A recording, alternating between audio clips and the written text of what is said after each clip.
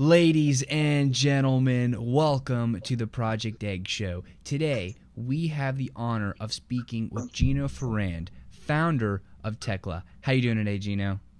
Good. Thanks for having me, man. Absolutely, the pleasure's all mine. So, let's jump right in. What is your story? I was born in Lima, Peru.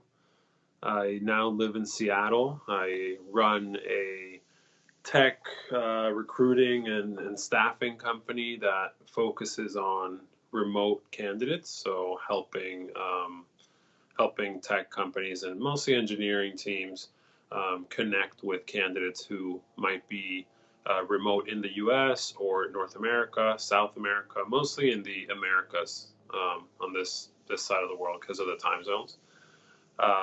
And yeah, I mean, I live in Seattle now. I'm 29 years old, and I've been running Tekla for the past 5 or so years. Let's talk about your childhood a little bit. What sort of family were you raised in? Um, let's see. I grew up in Lima until I was about 12, and I moved to the U.S. at that point. So, yeah, I mean, mom and dad both worked. I was pretty much raised as a single child. I mean, I had an older brother, but he's 11 years older. He's my half brother.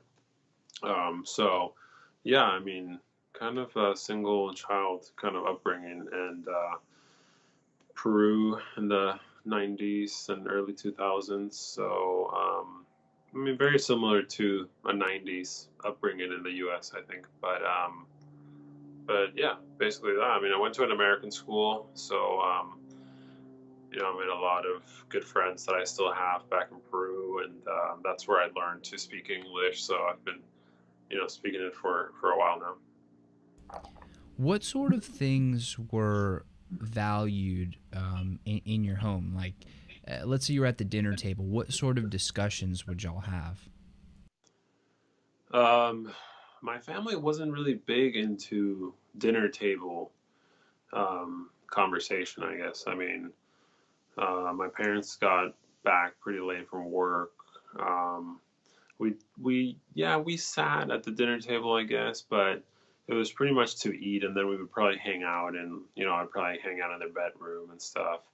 Um, so I mean, earlier, I mean, I can't remember too many really in-depth family conversations, but yeah. And then when I moved to the U.S., conversations about school and typically school or the news, current events, stuff like that.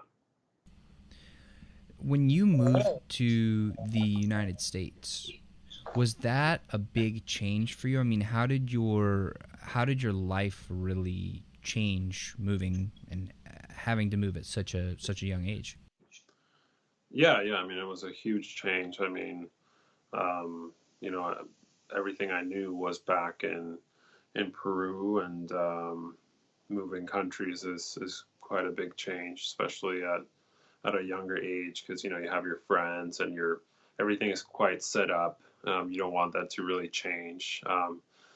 But yeah, I mean, language change, culture change, so pretty good shock there. But I mean, since I went to an American school and I was very, American teachers and everything was, U.S. culture there, I guess I was a little bit more used to it than some people might have been with different backgrounds in Peru, especially.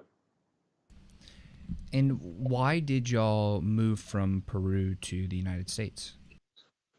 Well, that was more of a personal reason, really. I mean, my family, my parents got divorced. My brother came to school to the U.S. Mom got remarried, and she actually remarried someone who lived in the States. So that kind of brought us here.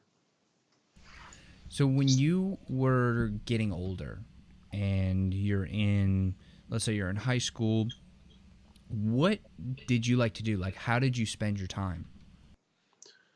Um, yeah, I mean, in high school and even like elementary school, it was all about sports. I mean, I was super competitive. I still am really competitive, but back then it's competing in sports and yeah, just lots of different sports really. Do you feel like your competitive side has had an impact on how you do business? Yeah, absolutely. Let me turn that off real quick so there's not that noise in the Sure. background here.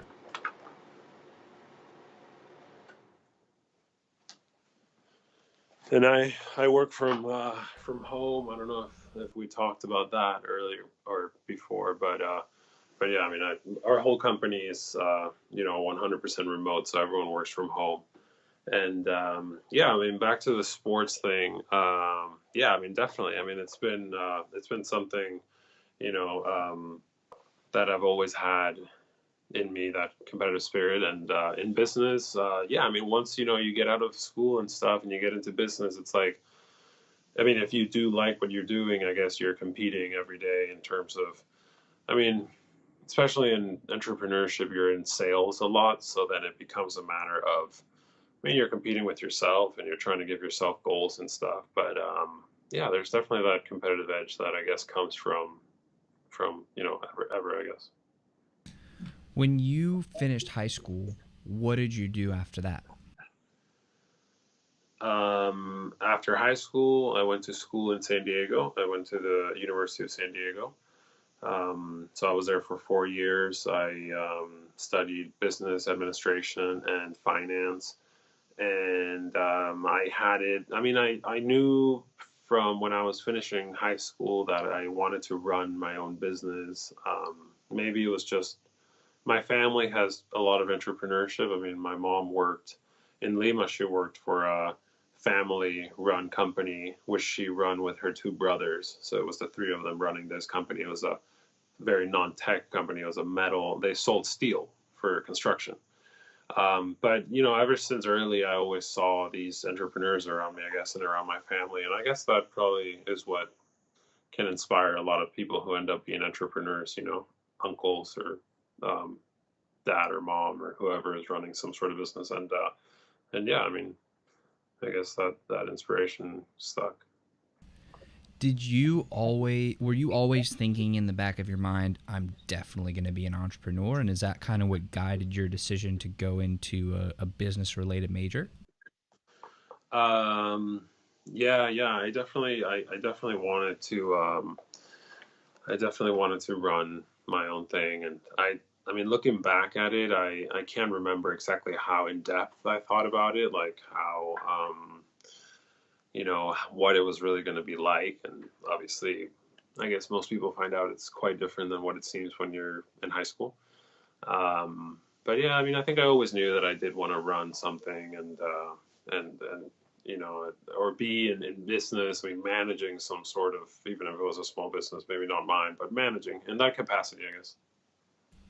So then once you graduated from college, what was your journey like from there?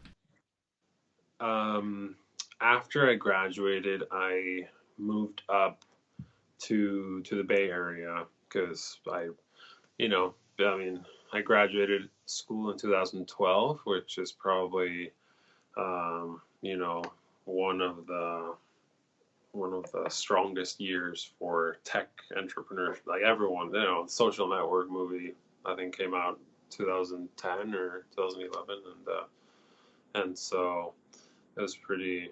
I think it motivated a lot of people that went into tech, and so after USD, after I graduated, I moved up to the Bay Area, and I was there for 6 months, and then just decided to go back to Lima for a couple. For I wanted to live again there. I think it was just like it's a personal reason, really. Initially, I mean, just thought I want to go back. Something was pulling me back, and so I went back, and I moved back to Lima for a couple years, and that's when I started the first phase of Tekla. It was when I was living in Lima, but I was working with a lot of clients in the U.S., so that's also what started the whole remote collaboration aspect. What were you doing for those clients that you were working remotely for?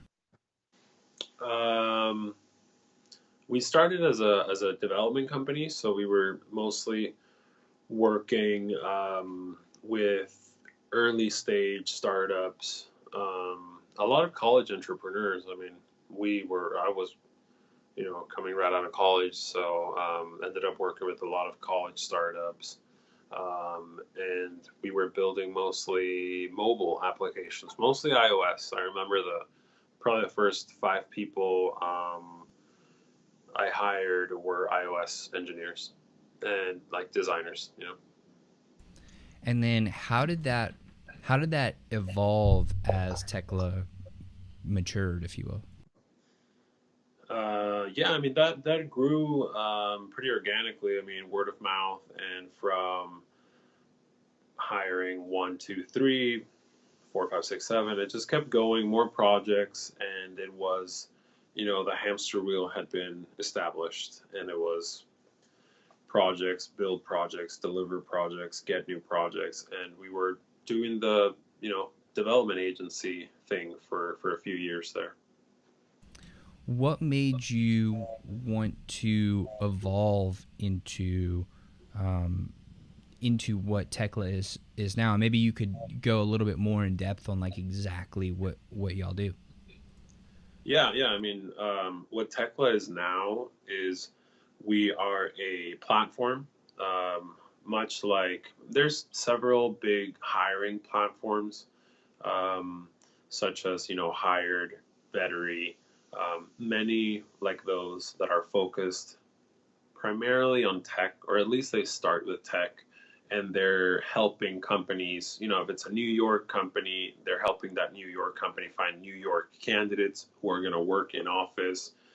And what we what we do is similar in terms of our technology to matching candidates with companies, but we mostly focus on candidates who want to work remotely or have been working remotely. And so that allowed us to also bring in a whole set of really great people from different countries, from Argentina, from Brazil, Mexico, Peru, Colombia, Chile. We have over 3,000, probably over 4,000 um, candidates in our network from North America, South America, Central America, and that's what we do now. Is mostly it's a recruiting platform. So a company comes in and we help the company match through our algorithms and through some human work. We help them match with the right people. They interview them, but it's helping those companies hire directly. And some staffing. I mean, some companies do need, project based. We need a team of 2, 3 people for a certain amount of time. Um, but it's mostly helping companies hire, versus when we first started, we were doing, project development. So it was, quoting a project, specing it out, designing it, building it, delivering it. So that's how it's changed. And what led to that change was uh, my passion and the team's passion for identifying great talent and great people. And you work with great people, and it gives you such a great feeling to know that you're collaborating with great people. And that's more something we wanted to expand on versus the feeling that great products give you, which is also, a great feeling. But we just wanted to focus more on helping companies work with great people, and we thought we were getting better at that than anything. So we thought, hey, we should, instead of building projects, we should help companies build teams.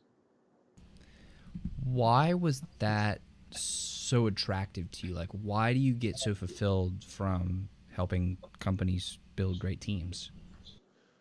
um, because it's easy to hire. I mean, you can put out an ad, people will apply.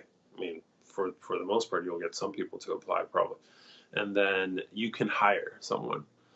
So technically it's easy to accomplish, but to accomplish it well, to build a really good team of people that's actually going to perform really well, that you can, you sync up with really well, professionally, is much harder than it seems. And so it gives a really good feeling when you are able to meet people and decide what's a good fit. And I mean, a lot of the times I think people think of it as like, oh, well, a lot of people do get passed up on, like you're deciding who to bring people to bring on, but then there's a lot of people who get left out. But that's also where we add value, because I feel like it's important for people to be working at a place where they want to be working, and where where they're doing their best work, and where they have their best potential fulfilled. And so I think it kind of gives you like a double, it's like a double plus, because you're helping a company, but you're also helping people make sure that they get like the right opportunities and stuff, and kind of match up with the right companies. So I don't know, it's just, yeah, just something about it. And it's definitely interesting to see like how people present themselves, and it's sales. I mean, hiring is also sales. Each candidate is selling himself or herself. I mean, you're selling yourself to this company, and so it's a little bit of that too, like marketing and branding, and helping candidates be able to really explain what they bring to the table and stuff. So yeah, it's quite complex. I guess we just liked it more than building so many products, because when you're an agency and you're building a lot of products, it's hard to get really involved with a single one. You're building a lot, and it becomes more like a process, and you end up feeling a little disconnected sometimes from each thing. But that was just our experience. I mean, of course, every company is different. But When it comes to finding talent for your own business and your own company, is there like a process that you go through? Because it seems like that to me seems like the superpower that you're amplifying for the world, is helping find talent. So how do you actually do that in your own business? yeah, I mean, it's and part of our business too is helping helping talent that is untapped or unseen be seen. Especially in this era of remote work.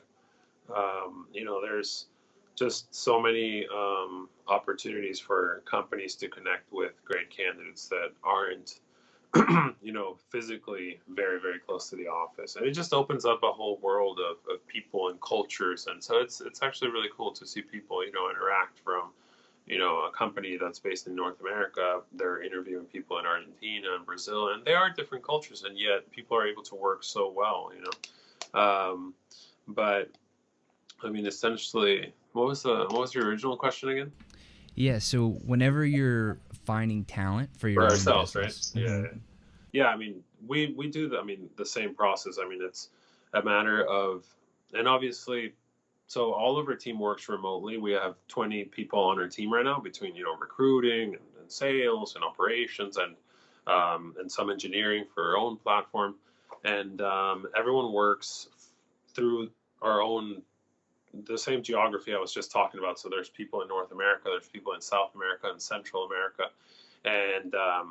and so obviously we go through many different steps. There's technical portions of it, but initially we try to have a call. And because we're a small team, I usually get on calls pretty like initially. I'll do initial calls too, mostly actually, because I think that it's a great way to talk about personality, and to just meet the person, talk something about talk a little technically, but not have it be like immediately like, let's do this coding challenge.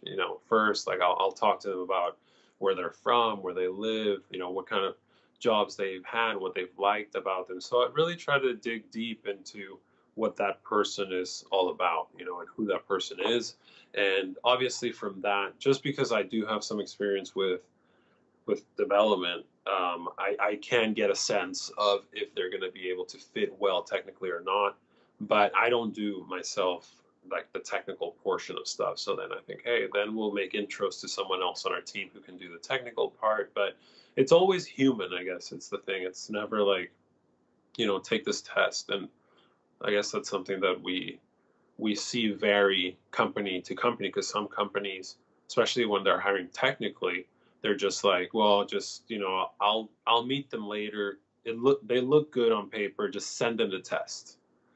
And so when that happens, we try to talk to the company, see how we can get, on common grounds in terms of the process. But at the end, every company has their own process, and some do just want to shoot out a test, and I guess we don't typically do that for our own hiring. It's more meeting the person first. And yeah, we don't get to meet every single person that applies. Don't get me wrong. I don't have a call with everyone that applies, but so, there's still that resume analysis, and that, now with social media and GitHub and everything that the person does can be seen online, or a lot of it. So you start to paint a picture, and you talk with as many people as you can, but obviously there's time constraints too. When you're talking with somebody who you think could be a really good fit, culture fit, organizational fit, what are some of those like probing questions that you're going to ask, and what are you really looking for specifically?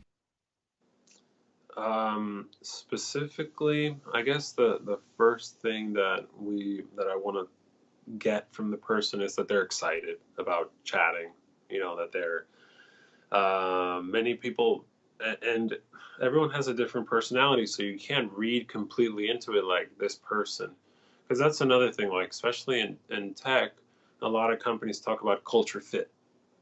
Everyone has to almost act the same and be the same person. And now a lot of pretty important people in the industry are going against culture fit because it doesn't promote diversity, because you're ending up hiring people who you'd be friends with. And I mean, being friends is one thing and working is one thing. You do want to have a little of both, but you want to be open to like each person's personality. But I do want to get a sense of that they're somewhat excited to be there. And that doesn't mean like some people have more bubbly personalities, others are more introverted, but you can still tell like by the way a person answers that they care about what they're saying, that they feel some feeling about what they're saying.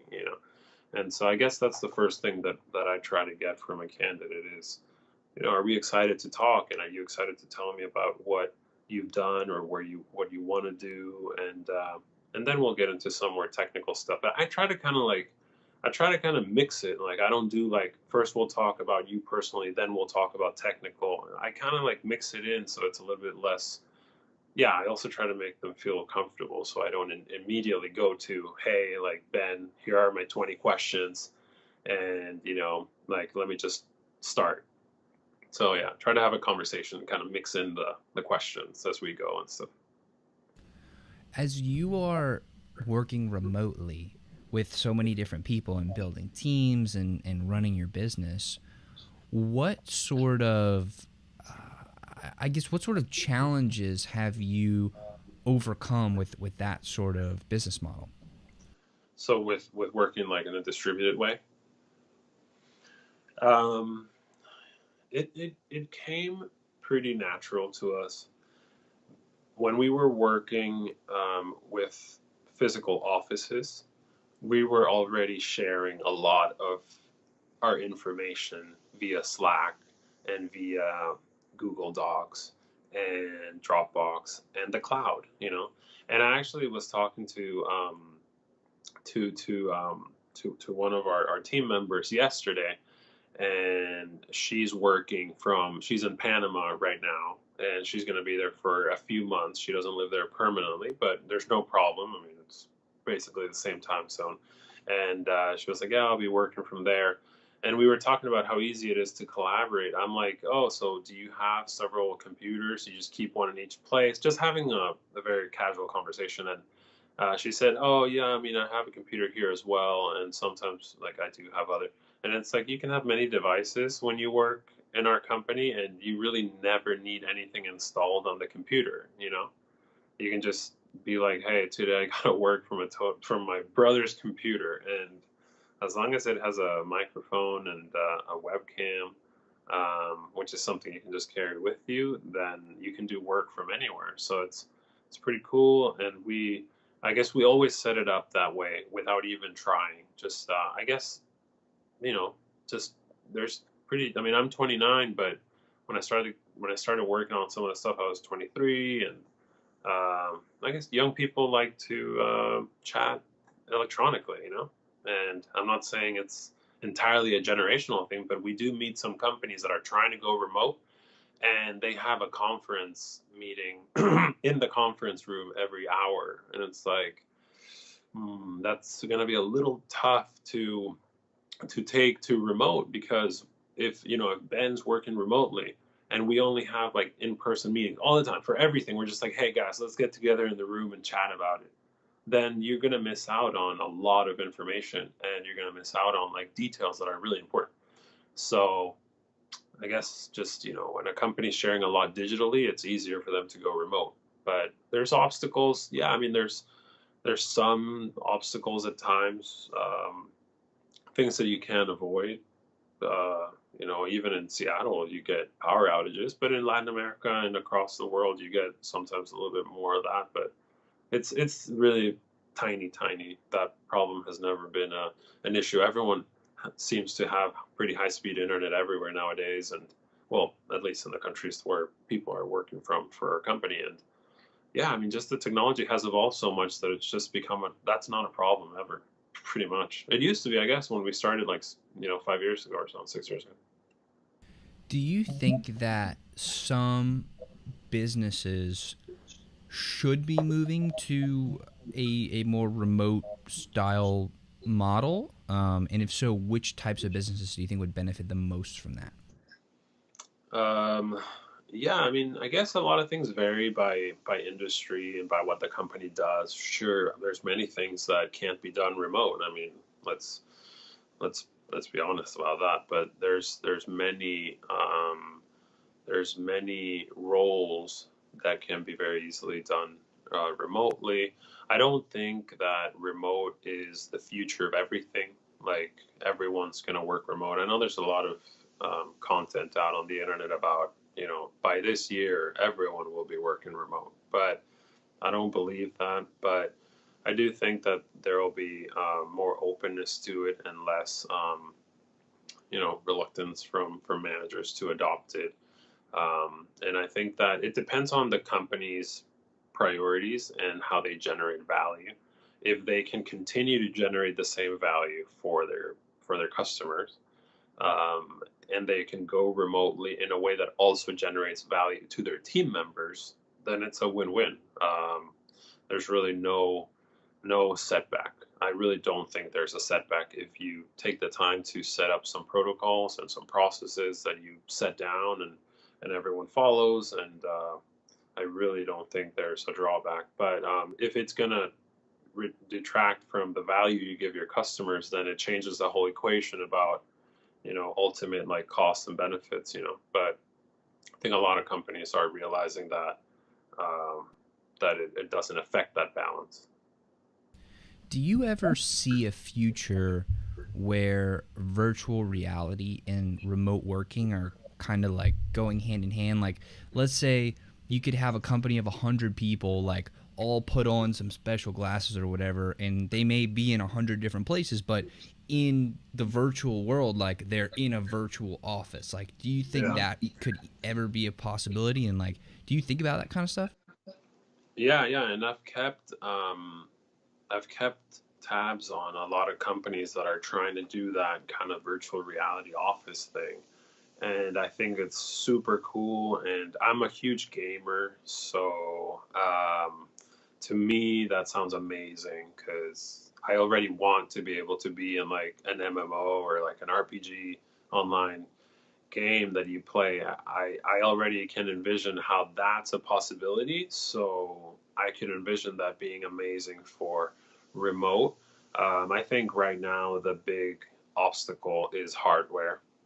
And even with, pretty good internet connections in a lot of places around the world, I think the technology for that to happen is still gonna demand quite some more time for everyone to have that kind of speed and hardware available at a reasonable cost, for that to be very easy to do.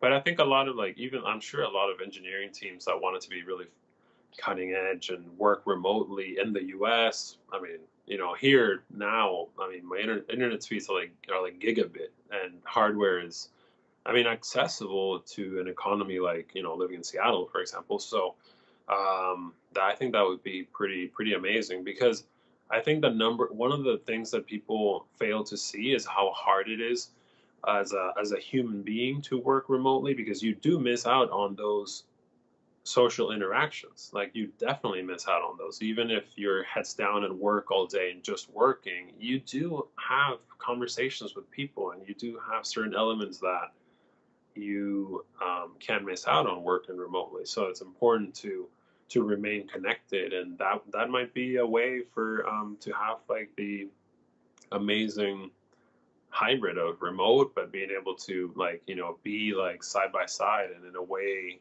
feel like it's even more um, real than a video call. So you mentioned that you're a huge gamer. What sort of games do you play? What's your flavor there?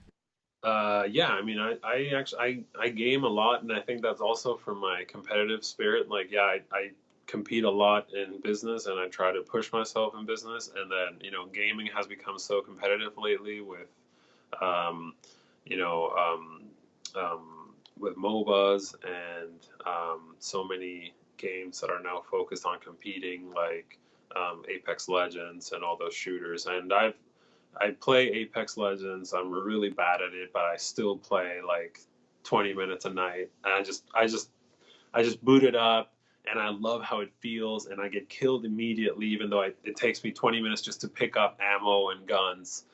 And after 20 minutes, I'm just like, why am I doing this? Like, I get killed as soon as someone sees me, but I run around picking up crap.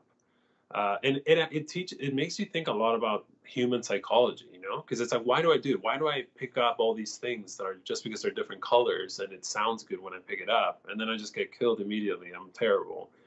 But I played Fortnite. I don't play it as much anymore, I guess, because of Apex Legends recently, and then yeah, a lot of like strategy games and stuff like that, and yeah, I don't know, all sorts of games, but competitive. I like online games. That, like, I like that interaction with other people playing games. So I do tend to go for games that have an online aspect. Dude, I totally agree with you. Like, I think that the online, like, competitive stuff, like, I back in the day, I used to be pretty good at League of Legends. Like, that was my go-to for sure. And Yeah, then before that, I was so far into World of Warcraft. I mean, it was like yeah, borderline yeah, an totally. obsession, man. Like when you were saying you're seeing the future of, like, when an MMORPG or something like that could be fully virtual reality, and you could, like, be those characters. That's immediately what my mind jumped to. Like, oh man, I Yeah, want to fly. I want to battle a massive dragon. Like, do that kind of cool stuff. Like, it sounds awesome. totally. Yeah, I think that at some point, the I mean, the gaming industry has to go there. Well, like, has to do something right with those technologies, because I think that would be pretty cool. And yeah, I mean, I guess it's still all about social interaction. A lot of people say that gaming is very like antisocial, but I think quite the opposite.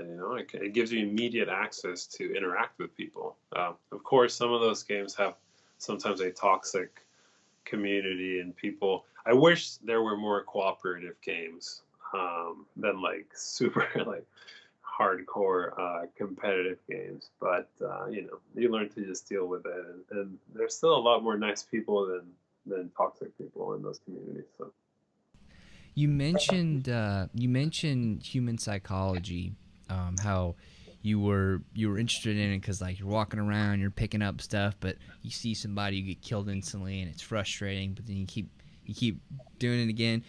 Do you think about psychology a lot? Is that something that you've studied and apply into your business at all? yeah, totally. I mean, working with um, we're working in hiring and recruiting, so a lot of it has to do with how do you connect with people, how do you communicate with people, how do you make sure that people are um, interacting transparently, not hurting feelings. I mean, there's so many things about psychology that you have to deal with, especially in hiring, because it's touchy. No one wants to be judged all the time. You're being judged when you're applying for jobs, and we try to deal with that as well as we can with like follow up emails. So many candidates email us and they're like, "Thanks so much for that follow up, that feedback," and that's something we've tried to push a lot because I see myself on that end of the stick. And it would suck to apply and never hear back, or to apply and just be like, "You were rejected. Thanks for applying." Like, I mean, come on, you got to be a little bit more human than that. You got to spend time, nurturing these relationships, and it's all about karma. I really believe in karma, so it's like treat people how you want to be treated, and yeah, I mean, psychology. I mean, in terms of like business, and I do a lot of sales, so you want to have it's back to the gaming stuff, progression. You want to feel like you're progressing, especially when you're in sales. It's hard. You get a lot of no's. You have to work hard at deals and stuff like that. And progression is pretty cool. A pretty cool concept in psychology. Feeling like you're getting somewhere. And for entrepreneurs, I think that's super important because it can be depressing to sometimes hear a lot of no's and get down on yourself, and you don't see that clear progression. And that's what games do, is they addict you with that progression because you're like winning, you're getting better, you're getting stronger. But in real life, you don't have that. Like in business, when you close a deal, that's kind of progression. But deals can be hard to make, so then it's like you don't always have a clear progression like you do in gaming. And that's where you can analyze how psychology, like in business, if you had that kind of support in terms of progression, um, that would be pretty cool. And I know there's a lot of stuff going on in like coaching these days, and helping coaching entrepreneurs, coaching salespeople, coaching teams that need a little bit of guidance and that support, because that can like make or break a really high performing salesperson versus it's like just tiny details that can make you really great or just like have a terrible time. Do you ever take the elements of video games and bring that into your business from the perspective of like do you gamify your signups, or for your candidates, do you gamify them filling out their profiles and unlocking little badges and points and stuff like that? Or is that something that you're like actively learning more about psychology to enhance that particular part of it? Right. Yeah, absolutely. And I really wish that we did that more, because I do believe in it. And in our application process, actually, we're working right now with the development team on making it, like you said, give immediate feedback. Like you get a little more points if you fill out each part of the application, because that's one part where you're going to lose a lot of really potentially great candidates is filling out applications. And on one hand, you can take it as, well, if they don't want to get through it, they don't really care about it. But really, on the other hand, you should be helping things to be more streamlined, and that's what we're trying to do. Actually, working on with our development team is helping see the light at the end of the tunnel. Be like, okay, I'm 10%, 30% done, 50% done. Oh, I got some points for filling that out. Um, I'm sure that there's been a lot of gamification in tech, like a lot of companies and startups that are doing gamification for applying game concepts and gaming concepts to business processes. I'm sure that that's going to take off even more in the future as our generation becomes decision makers. Like I said, I'm 29, and as people our age become in roles of making decisions, I think that we'll see the benefits of that more than past generations that don't see gaming the same way that we do. Because now gaming's like mainstream. As you are learning more about psychology, how do you increase your knowledge? Like, is it more you're just going in there and you're trying to take action and learn by doing, or do you study it? Like, how do you improve your knowledge and get smarter in that area?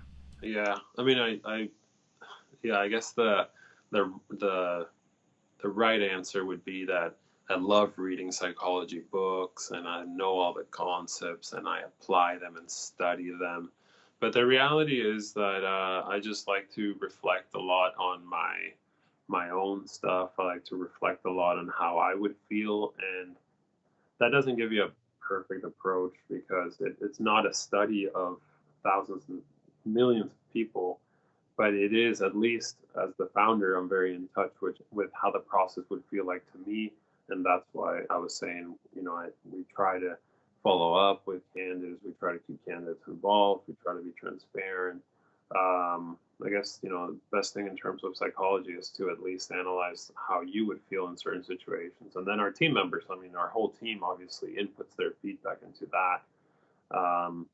And yeah, I feel like I try to think about how even when I'm playing games, like I was saying, like why am I coming back to that game? Like I stopped to think about that and try to learn from it because I love design in general, and I know that the game designers have thought about that. It's not just a coincidence that everyone is playing that game. It's because the designers have really thought about what are they hitting in your brain, and so I'm conscious to it. I'm just not an expert, and I would like to dive more into that definitely in the future.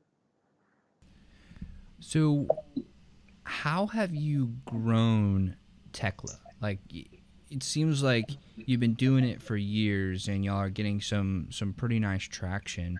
How have you grown it so far? And maybe you could take a few minutes to really brag on like how big you have grown it. Um, well, we I know that bragging. You can, a lot of companies want to talk about how many people they have like on their team and where their offices are, and a lot of, in a sense, like vanity metrics. Because um, I guess our bragging is mostly about how efficient we've always been. Like I said, we started as a development company. We pivoted into doing more staffing than projects, and then we pivoted to our latest. Um, and they're mini pivots compared to what some startups go through, which is sometimes change completely. But we've just been in tune with what our clients have wanted throughout the years, and we've been able to grow like very, very steadily and well. And when I first started the company, I thought companies had to grow from 0 to 1 billion quickly because that's what every startup voice, expert voice, tries to push you, right? The VC, the whole sexy startup world where your company has to be up to 100 million in revenue within a certain amount of time. But what I like about our company is that remote is growing. Our service is much, much more needed every year. And, we've been able to, obviously, we have, like I said, 20 people on our team, and we just constantly hire. We have never had to downsize. I don't see us in the future having to downsize. I see us continue to hiring steadily. And then in terms of companies, we've worked with some really large companies like Miller, Roche, Mercedes, some really big companies in terms of hiring. And then we've worked, which really our sweet spot is working with engineering teams, helping them hire. And those teams can be in companies of 10 employees up to 100. That's typically the type of company we work with. Um, I don't know how, I don't know if that's something that is just our target market in general or just has been really easier companies to get conversations with going. But I'm sure that it's a service that even very large companies will continue to look into as remote becomes more of a thing. Um, and yeah, we've been working with a lot of startups in our network. We have last time I checked, and that's why I said by now probably over 4,000, is that we were at like 3,900 and something, and we continually get more and more candidates creating their accounts. So I'm sure that we're barely over 4,000 now, and yeah, we continue to grow that network, even though the number is not really what we're going for, because we do try to have a network of really, you know, very, very sometimes more experienced engineers and professionals in the network. And so, yeah, it could be much larger. It could be 100,000 candidates, but we try to focus on bringing people, like I said, who are more of a fit for the type of roles that the companies we work with have, which are they're looking for senior, at least 5, 6 years of experience and up, most of the times. And so it's just the type of company we're looking for is looking for that candidate with more experience. And so, yeah, I mean, I mean, to date, we've definitely helped place and over probably 200 candidates or so since we switched to the recruiting model. And if I take into account the projects we built and the people that were on those projects, it's cool to know that we've been able to work with so many people and do great work, or at least connect people to do great work.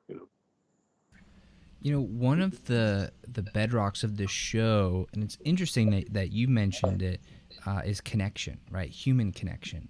And we touched on it a little bit, but I really want to just ask outright, what is your philosophy on establishing deep, meaningful, and genuine human connection with another person?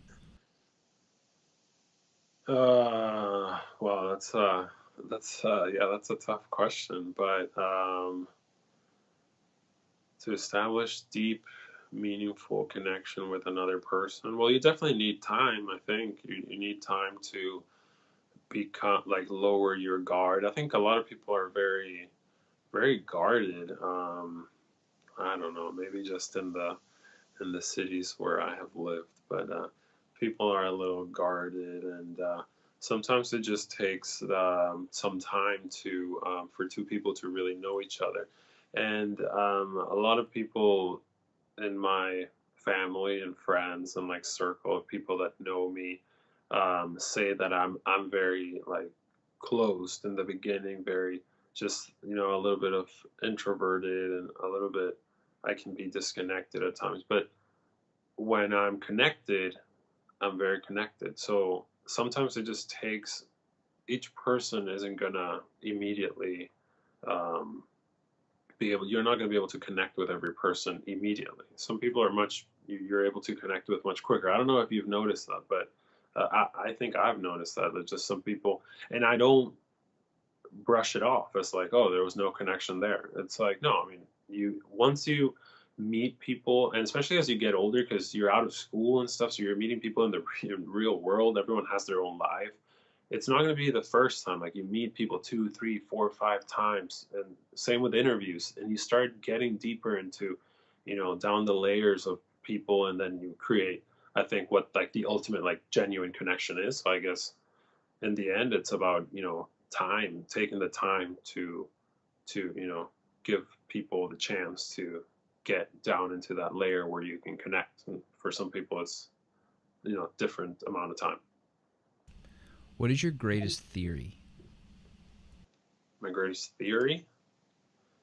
Well, I don't know, but in terms of business, because I mean, I know that your show is also very focused on business and entrepreneurship, right? And I think that the theory would be that sales really is everything.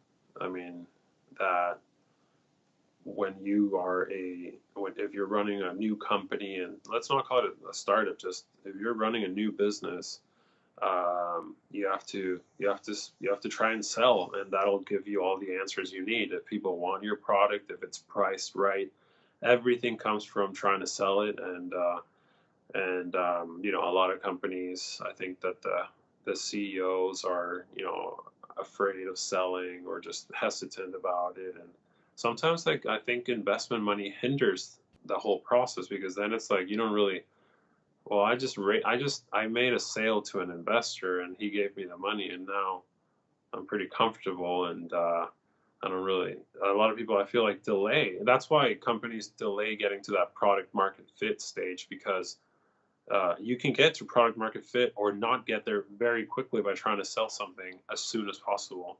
Um, So I guess, I guess that would be like the theory, is to try to sell whatever you're, you know, if it's creating value, then somebody should see that value. And I guess you can tell when there's like sufficient value, and see if it's enough value for you. Like I said, back to like how big your company needs to be, or how many clients or revenue you need to have. And if it's going to be like a unicorn, I guess it just depends on, what your answer from that sales test is. So, Gino, I want to thank you so much for coming on the interview today and sharing all that you have. It's really been a pleasure, and hope you've enjoyed it as much as I have. I have two more questions for you, and then we'll wrap right on up. Yeah. First is there anything about yourself that you think is an important part of who you are that I did not ask you about today? In other words, what did I miss? Yeah, I don't know. I thought we talked about a lot of stuff. I think that to what I can think of pretty much covers, well, not all of me. That would be, I want to think that in an hour we could cover all of a person, but yeah, those were pretty good points. I think talk about business. My work is super important to me, and so I end up working a lot, but also interacting with people. So that's what we mostly spoke about. So yeah. So, I'm 24, and I have a couple businesses, but the show is my greatest passion. What question should I be asking you that I just wouldn't think to ask? Um, I don't know.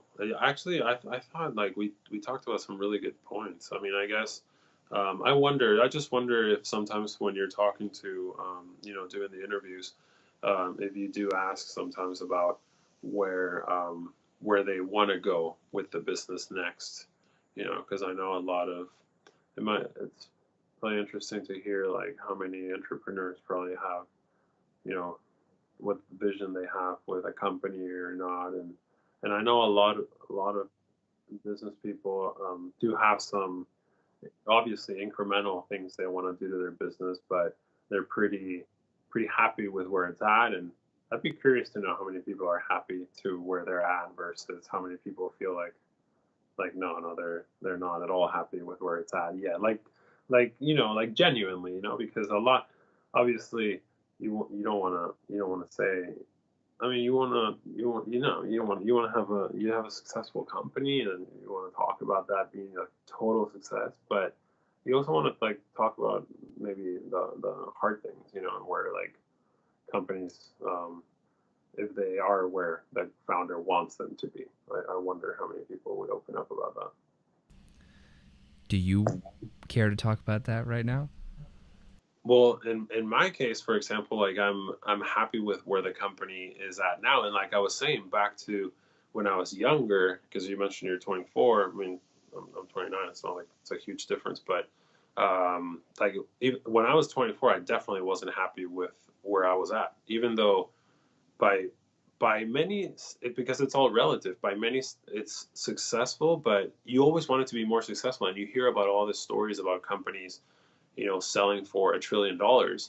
And Tesla's never going to be a unicorn type company. It's just not the service, not the pro, not what it's about. Not how it's designed to be. So I'm very happy now with what we like, the value that we bring, and like how um, what it generates.